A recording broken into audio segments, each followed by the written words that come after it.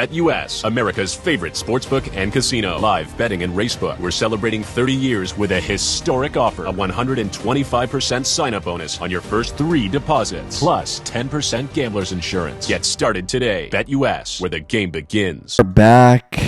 We have a great fight night this weekend at the Apex. Unfortunately, it's at the Apex. Not a fan of the Apex cards, but I just prefer the crowds. And there's some decent bets to be made. Definitely, I would say this card's like a bankroll builder for that Hamzat card. And I really like the next card too, the Fluffy Hernandez card coming up. I'm gonna definitely bet on Fluffy Hernandez, put him on a parlay, maybe with Hamzat and Fluffy. But this weekend we got Tatsuro Taira taking on Hoon-Sung Park. Everyone knows, if they've been watching me for a while, how high I've been on this Taira kid. Even before he got into the UFC, I was talking about him, how good he was. And unfortunately, his last fight, seemed to me where he was doing pretty good. He was winning the fight against Royval, and then later in the rounds, he sort of started to gas out. And I think it was 2-2 going into the fifth, and I think he lost the fifth round against Royval, and he lost a split decision. So one judge actually thought he won the fight. That's not saying too much these days, but he's taking on Hoon-Sung Park. So I believe he was supposed to fight Amir Albazi. Amir Albazi pulls out last week due to, I believe, an injury. Not too sure on that, to be honest. But yeah, he pulled out, and Park was already on the card. He was supposed to fight Steve Erceg. I'm surprised they didn't bump up Steve Erceg to fight Taira, because he does have a little bigger name than Park. But Park, 10-0, so maybe they want to get him in there. And I think this might be the first Japanese-Korean main event in last I can remember. I don't remember being too many Japanese versus Koreans in a UFC main event before, but this is probably the first. But this Park guy, he's for real. He's been choking everybody out first rounds. He's got a couple big wins, but I think there's levels to this, and I think Taira is the real deal here, and he's got a lot of more experience. And a lot of more experience in these high-profile fights. Like, he's been in the main event a few times now. So I'm going to go with Tatsuro Taira. I've been high on him forever. So I'm going to... Unfortunately, he's a huge favorite. So if you're going to bet on him, you're really going to have to parlay it, unfortunately. Man, I can't wait for that Hamzat fight, though. Hamzat versus Drickius. That's the fight. Mateusz Rebecki taking on Chris Duncan. This is... not a bad fight. Mateusz Rebecki, he was on a big roll until he fought Diego Ferreira. Got finished by Diego Ferreira. Comes back against Miktabek Orbal. He was a huge underdog and wins the fight against Miktabek. And I think he's taking a little step down in competition here, fighting a Chris Duncan. But Chris Duncan's all right. He's coming off 2 straight wins. But I think it's a little big step up in competition. So I'm going to go with Mateusz Rebecki. The guy's got 20 wins, 2 losses. That's a pretty good record as well. So next one, we got Esteban Ribovic. Esteban Ribovic, this guy had a great fight on that Noche card with Daniel Zellhuber. He had just an absolute war. I believe it was fight of the night. Won a great split decision win over Daniel Zellhuber. Before the Zellhuber war, he knocked out Terrence McKinney in 30 seconds. So head kick Terrence McKinney. Pretty impressive. His last fight, he did lose to Nasrat Hakparast. He's like the mini Kelvin Gastelum looking guy. I'm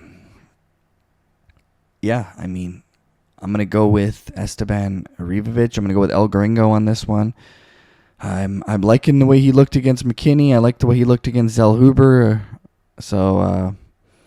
And Elvis Brenner, he's coming off 2 straight losses. So I'm going to go with Esteban Ribovic is on that one. Up next, Neil Magny, still doing it. Age 37, taking on the 38-year-old Zaleski dos Santos. Neil Magny coming off 2 really, really bad losses. He got flatlined by Carlos Prates. And before that, he got knocked out by Michael Morales. And, he hasn't been looking too good lately. I mean, he's 2-2 in his last 4. He did beat Mike Malott. He beat Phil Rowe by split decision. All right. Not too impressive, but he has a hard time with these guys who are heavy hitters. Zaleski dos Santos, he's a pretty heavy hitter. He's got good strikes, good spinning kicks, great punches. Got a little capoeira background. He did get finished his last fight by Chidi Njokuani, but I think Neil Magny isn't on the level of a Chidi Njokuani, especially lately. He just hasn't been looked the same. How is he going to come back and react to 2 straight knockout losses? If he loses another one by knockout, your job is on the line now. 3 straight losses, the UFC might cut you, especially if you're not a big name kind of guy. So I'm going to go with Dos Santos on that one. Kevin Vallejos, this guy's an absolute savage. One of the best boxers in the game right now. His boxing is high level. And, man, Kevin Vallejos is for real. Watch his fight on the Contender Series, the way he was mixing his combinations up. The guy's really good, man. I mean, he's only 23. Great boxing. Had that war with Gene Silva. He wants the rematch with Gene Silva. That's all the guy's talking about. Gene Silva is a destroyer from the Fighting Nerds, and he's fighting Diego Lopez, and he's a big favorite too. He's minus 200 against Diego Lopez as Gene Silva. So it shows you how good Gene Silva is. And Kevin Vallejos had a war with Gene Silva, and he was only 21 at the time. And, that's a great experience. You're fighting a guy like Gene Silva. You're going to get great experience from that, get that rub. And he's coming off 4 straight wins, all by finish. I mean, the guy's super legit. And at that age, he's only going to keep getting better and better. I think he's going to starch Danny Silva here. So I'm going Kevin Vallejos all day. He's been looking phenomenal, man. Great boxing. So really interested in seeing him, and I like him how they have him on the first fight of the main card. That's pretty good. Hinya Nakamura next fight. I believe he's got an Olympic medal or world championship in wrestling. However, he did not look good his last fight against Gafurov. Looked like he just gassed out. It's an issue with some of the wrestlers. And you're trying to play that wrestling game. I mean, it works for wrestling because wrestling matches are only, 4 or 5 minutes or whatever. But, when you got to fight 3 5-minute rounds and you're also getting punched in the face, that's a whole nother ball game. That's why Merab is so good. I mean, the guy doesn't get tired even with employing that kind of game plan. Just wrestle. That's hard, man. Hinya Nakamura taking on Nathan Fletcher. I think this is a big step down in competition for Nakamura. I think he should be able to get that one done pretty easily, probably by decision if I were to bet on it. But, Hinya Nakamura, he's okay. There's a lot of hype behind him, but I don't think he's that good as everyone has been making him out to be. And the fact that he's minus 450, I don't even agree with minus 450 there.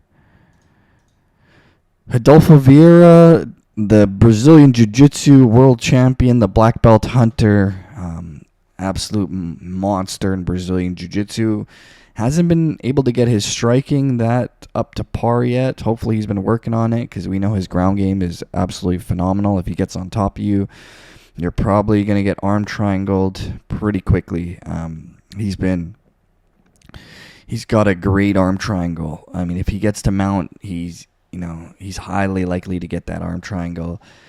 He did have not a good performance against Andre Petroski. It was a close back and forth fight, but I just wasn't impressed. But he's taken a little step down in competition and experience. Like Tresean Gore, he's only got 8 pro fights, man. I mean, he did beat Antonio Trocoli by standing guillotine, but you're not going to be standing guillotine choking Rodolfo Vieira, let me tell you that much. And, he's only got 8 pro fights. I mean, Rodolfo Vieira is not even an MMA guy, and he's got more fights than Tresean Gordon. He's actually a jiu-jitsu guy, world champion. So I'm going to go with Adolfo Vieira. I'm always biased when it comes. You guys know me. I'm really biased when it comes to the jiu-jitsu guys. Even last UFC card, I was like, Buchecha. Like, I'm just so excited to see Buchecha in the UFC just because I've been such a fan of him from, jiu-jitsu. And I tell you guys, like, when it comes to the jiu-jitsu guys, like Adolfo Vieira, the Buchechas, like, I'm a little biased. Chrome Gracie, man, he had a real bad, yeah. But yeah, Damian Maia, all the jiu-jitsu guys, I love watching the jiu-jitsu in UFC. Charles Oliveira, love watching his jiu-jitsu as well. But yeah, Adolfo Vieira should be able to get that one done. Arm triangle. Nick Klein, he's another guy. This guy, he's got great jiu-jitsu as well. If you've seen his fight on the Contender Series, the way he took the guy's back, rear naked, choked him in 30 seconds. It was insane, his performance on the Contender Series. He got a contract, and the UFC did him pretty dirty on his first fight. They gave him Mansour Abdul Malik, who's an absolute freak of nature, just a destroyer. Not many people know who he is, but the guy's super legit, man. So, Nick Klein, he's a slight underdog going in here, plus 125. Some sites I've even seen him plus 140. I'm going to go with the underdog on this one. Andre Pulev, I mean, he's coming off a loss to Christian Leroy Duncan. Before that, he had that one fight on the Contender Series I wasn't too impressed with. So I'm going to go with Nick Klein on this one. I'm going to go with the underdog. I just like the way he looked on the Contender Series. That rear naked choke was sick. I know his last fight he got sort of a bad matchup. The guy is an absolute savage who he fought, so I think this is a little step down in competition for him. I don't think Pulev is on the same level of Mansour, so I'm going to go with Nick Klein on this one. And he's going to be really hungry coming off a loss. I can tell. I know this kind of guy. And, yeah, those are only picks. Yeah, those are your picks for UFC Fight Night here. And let's make that bankroll, build it up for that Hamzat card, because that Hamzat card is going to be sick. And, yeah, out.